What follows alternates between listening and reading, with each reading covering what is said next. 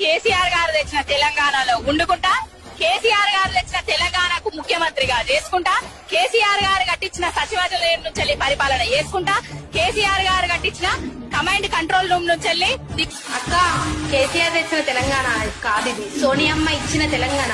ఒక్కసారి ఆ రోజు సోనియమ్మ ఇయ్యకపోతే ఎక్కడుంటారో అది గుర్తు చేసుకోండి. ఎంతో మంది అమరవీరుల ప్రాణ బలిదానాలలో వచ్చిన ఈ తెలంగాణ దళిత ముఖ్యమంత్రి చేస్తా అని చెప్పి అడ్డదారిలో ముఖ్యమంత్రి అయ్యి మీరా మా నాయకుడి గురించి మాట్లాడేది.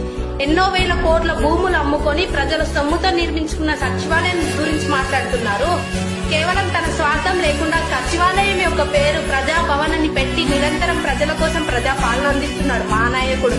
మీరు చేశారు దిక్కుమాలిన పాలన. ఈ రోజు కేవలం తన సొంత ఇంట్లో నుంచే ప్రజా పాలన అందిస్తున్నాడు. ముఖ్యమంత్రి పదవి లేకుండా బయటికి రాని కేసీఆర్ ప్రతిపక్ష నాయకుడు అని చెప్పుకుంటున్న కేసీఆర్ గురించి మీరు మాట్లాడేది.